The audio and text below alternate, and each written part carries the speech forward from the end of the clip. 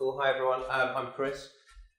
We are What3words. I think we're perhaps the opposite of Rodrigo's business. We're basically doing an awful lot of marketing, and it's kind of interesting how you explain that.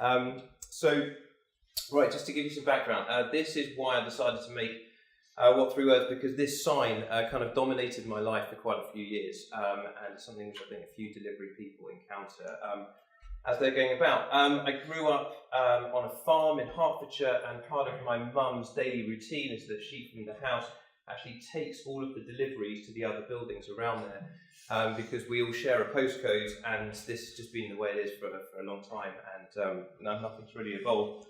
It's not particularly inefficient. Another part of our farm, the postcode for these buildings over here actually takes you to here, and so there's a bit more of a convoluted neighbourhood delivery system which goes on in this part. I don't know if anyone else encounters this issue or has a problem with the fact that when people invented street addresses in 1800 or whenever it was, they decided to make many roads with the same name, which was not ideal for a 2018 smartphone or digital system that has to disambiguate and can lead to some errors. Similarly, the whole notion of you've got a big building, you can guarantee for deliveries you'll normally find the wrong entrance first time if you guess, and there's always the one round the back which can cause a lot of pain for everyone. So as well as living in a farmhouse which had a very bad postcode, I actually worked in the music business for 10 years. My job was just to try to get 30 musicians to show up at the right place at 4 o'clock, and it turns out that's really hard. Because musicians have an amazing habit of getting lost, and they will go to the wrong place anyway, even if you give them the right address. Yes, there's always this sort of side entrance around the back, which was a huge hassle, and everyone is always late. So being a little bit techie, I was like, look guys, we're just going to use the GPS coordinates, latitude, longitude. You can feed this into your TomTom or car or something in advanced settings page, and then we won't have to worry about addresses. However, it turns out that people either don't want to use that, or they don't know where the degrees button is, or there's a kind of comma and a minus sign. Then there's two types of latitude and longitude, and one time in Italy, a truck driver who was confident mixed up a 5 and a 4, arrived 1 hour north of Rome, not 1 hour south of Rome, on the perfect longitude, and it was a really stressful wedding as a result. So, my idea was to actually talk to a friend of mine to come up with a solution, not to make it myself. I said, how can we crunch 16 digits of latitude and longitude into something really easy, idiot-proof, guitarist-proof, anything that would just be so simple for people. So, what we basically came up with is this idea of laying this 3 metre by 3 metre grid across the whole world. And instead of using 16 numbers, we said, well, there's enough combinations of 3 words from the dictionary, like computer unzips, happy, I didn't quite catch it, and you can literally cover every 3 metre square in the world with its own 3 words. So you can have table, chair, spoon, toffee, branch, pyramid. You go from like Alaska to New Zealand, and you don't run out of word combinations. So it's just 3 words. Let's say our office, index, home, raft. There's only one in the world. There's no area code, no country code. That's literally it. So there you go. Gazed across like is the name of a 3 metre square in West London, and you can just use that as a way of referencing that square without having to use the latitude and longitude or an address which probably points to the wrong place. And we like words because we find it really easy to communicate them. With my musicians, they'd be on the phone, they'd be texting, WhatsApping, they'd print them out because we'd be in some kind of rural area of Europe with no signal. And words are the easiest way to just transcend all forms of communication, how we actually deal with the practicalities of real life and different people involved in getting to places. This is not an English-only thing. We figured that if we're going to do something based on words, we should do this in many languages. So we've got 14 languages live today, and there's about another 10 to 15 that we're launching shortly, and the whole world is in each language. So 3 metre square here has 3 English words, 3 French words, 3 Spanish words, and so on. You can just use the version you like wherever you go. A really important thing. So one thing to do would have been to put table, chair, lamp and table, chair, lamps kind of near each other or in the same city. We had the opposite approach, which was if someone makes a typo, like my Italian truck driver, I don't want them going to the wrong place. but in the right city, I want to put it so far apart that it's really unlikely they're going to set off if the navigation says take an 83-hour ferry and then sort of turn left. So we did it like this, that if you make a typo, our app or tech will just intercept that typo and hopefully lead you to the right place. So there's an app, it's called what3words. It's got a Google map under it, and you can literally navigate the grid. It means we've assigned each one of your homes. The front door has got a 3-word address. We've given it, it's fixed, you can't change it. The back door's got one, and it's a kind of good way just to understand how it works. You just get the what3words app, find your home, and see what the 3 words are. And it's really simple, and should be, because that's how we want consumers to use it. So we've been around for 5 years. We have a bunch of people who use the app and our tech for various sorts of things. So Glastonbury Festival operations department use our tech every year to help people get around the site. You've got 200,000 people in a field with one postcode, and it's a kind of obvious use case. We've got a few postal services to talk about in a minute. We've got navigation apps like NavMe, the world's largest offline navigation app. The British Museum have tagged their artefacts with 3-word addresses. You can find that on their website. A whole bunch of stuff around the world, and various United Nations apps as well who geotag photos.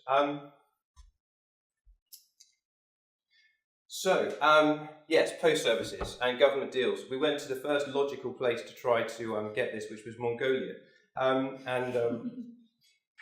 I'd met a Mongolian person at the World Economic Forum. He said, our country's really big, no one knows where anything is, you should come, hang out and see if the post service are interested. So we went, and whilst this is the inside of an average Mongolian house, the problem for the post service is this is the outside of an average Mongolian home, and it can be really awkward for them to find where they need to deliver the mail.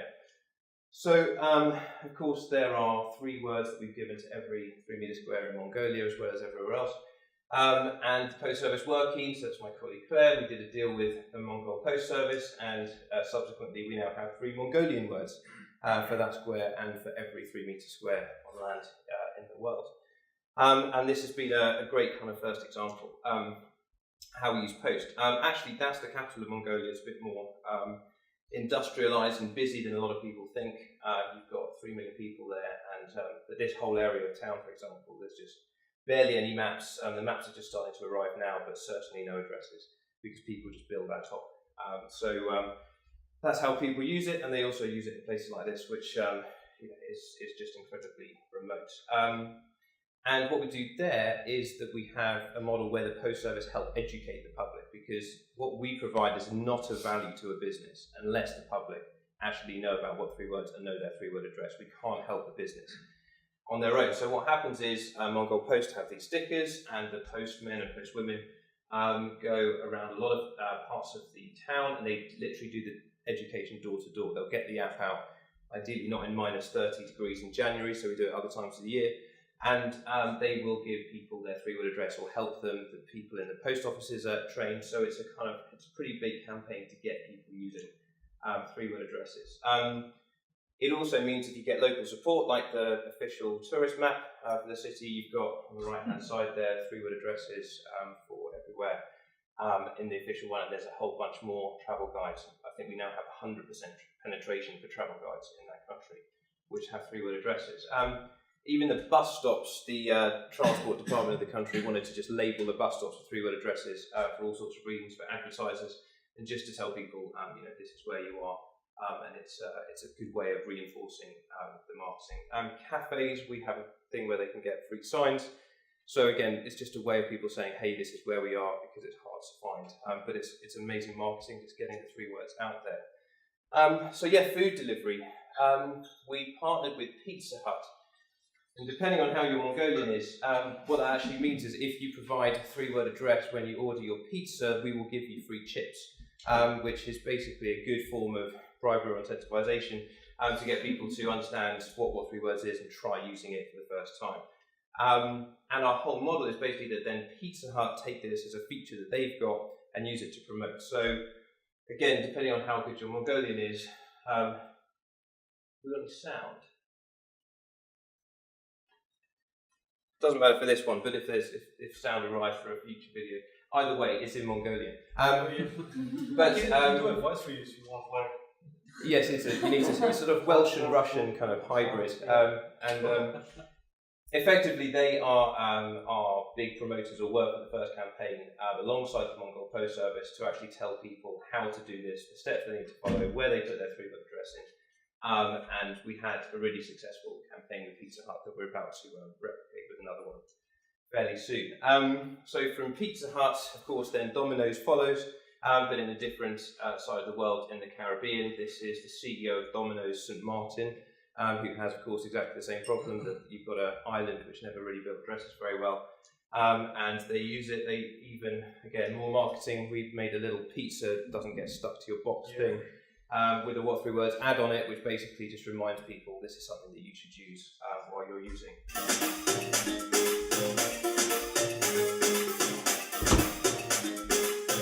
Hi, I'm John Caputo. I'm the Domino's Pizza franchisee here on the beautiful island of St. Martin in the Caribbean.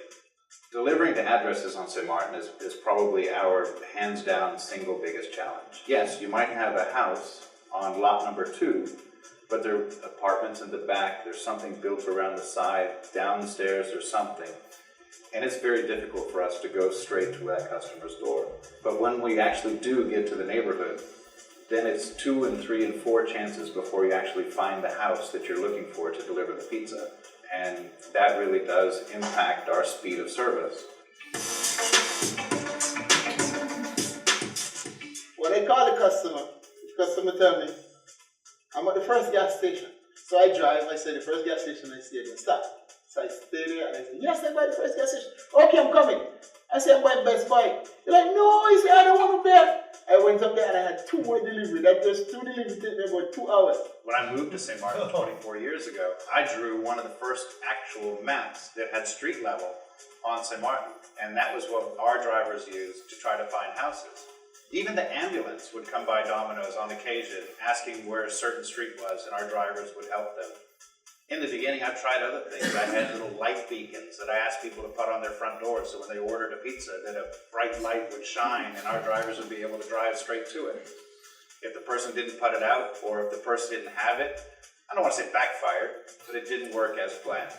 A lot of times it's very busy in the restaurant and the customer's saying, okay, I'm the second street on the right, I'm across from the mango trees, and now you have to be a botanist too to deliver pizza. But in a real world situation, when our driver's out there driving and maneuvering and rain is coming down on you and dogs are chasing you and all the challenges that our drivers, they're avoiding potholes and all kinds of fun stuff. Following directions is very tough.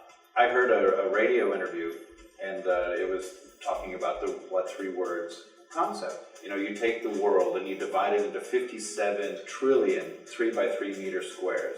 And each one of those squares has a unique 3-word identifier, or an address, if you will. This is fantastic. If you're sitting on a beach, at a beach chair, you have an address at that beach chair that our driver can actually go straight to.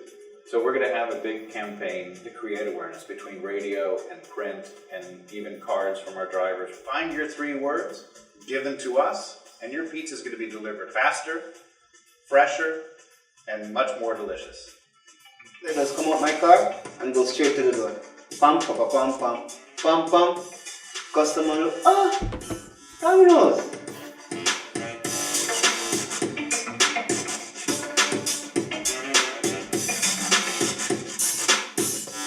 Okay, cool. So that's what we're doing in the Caribbean, and I think the issue of addresses is well illustrated by John there. So that's the Caribbean. This is our office in West London, just underneath it where these guys are posed. And if we ever order food delivery to our office, we're asked to put our postcode in, W105JJ, which actually takes people to the A40 motorway flyover over our office. And we basically get a phone call every time from people going, I'm in the motorway, it's kind of busy, I can't really get out of the car, and we say, okay, great, go back, off, down, and round. And this is just a massive problem, I'm sure, for people in London and other cities, not just in the Caribbean. So we did a pilot with Quicker, who I believe was speaking earlier, and just took some guys and said, right, well, look, let's take one with street addresses, deliver to places like the BBC, you know, it's an enormous complex and other places, and let's do one with 3-word addresses, and let's see how we got on. And even in London, which is meant to be a pretty well-addressed place, it turned out that 30% faster using 3-word addresses because it took people to the actual entrance. So we feel there's a really compelling case. In the developed world, we are working in all sorts of places, from Mongolia to Saudi Arabia to South Africa. We haven't yet really pushed this in London, aside from the quick up delivery, but we would really love to find the first logistics-centred partner here to do something in London. Other things that we're doing, Mercedes-Benz have a really big struggle with people entering addresses in their car. They have the kind of dial, and it's complicated, and you have to select the letters one by one, and all sorts of things go wrong. So they've now actually built it in that the 2018 cars, so from 2 months' time, if you buy a Mercedes, you'll be able to get into your car, say, take me to tech, shapes, cost, you speak to the car, and the car will have our tech inside. It will turn that into a latitude and longitude, and it will navigate you to that 3 meter square. So this is going to come as standard as part of Mercedes-Benz cars. Again, we use them for marketing because people need to know about what3words for that to be useful. So in their last video they made a couple of weeks ago for the new UX, they've got this bit in there. Hi Mercedes, navigate me to what3words, drive single beast. That is the excerpt from the video, but the great thing is that it has pushed out all around the world for every bit of Mercedes promo, so that people are aware this is a feature they can use. And we have other car companies doing the same thing. Drones, drone delivery. Yeah, it's really awkward to use latitude and longitude. If you want something to actually come to your back garden, not your front garden, certainly not where the pin drops in the middle of the property, you're going to need something. We would suggest that using what3words is a good way of doing that. Again, we've got a little pilot with an Alexa, Amazon Echo. You say to it, bring it to word, word, word, and then the Alexa will send the drone to go to the place. It's really cool, and we're just starting with that. Autonomous vehicles, if we're getting to that stage where I think Rodrigo said 80% of delivery is going to be autonomous in the next few years, well, then it really needs to go to exactly the right place, because there's no driver, and there's no pedals, and there's no steering wheel. And so this is the first fully autonomous vehicle that we're in. We launched a couple of weeks ago at CES in Las Vegas. It's Ollie, made by Local Motors, but powered by IBM for all the tech, and you can just use a 3-wheel address straight out of the box on that. So we're kind of doing the whole ecosystem place. It's not about just going into logistics and e-commerce. We think for this to work, you've got to get mainstream adoption across the whole country, across the whole community, which is why we need to be in the travel guides, we need to be on business cards, we need to be on the pizza sticker things, and so that everyone just sees 3-wheel addresses, because changing behaviour is mega difficult, especially when it involves getting people to say cucumber, cabbage, carrots to your car, and telling people that's address. It's not straightforward. That is us. We are making the world a less frustrating, more efficient and safer place. Thank you.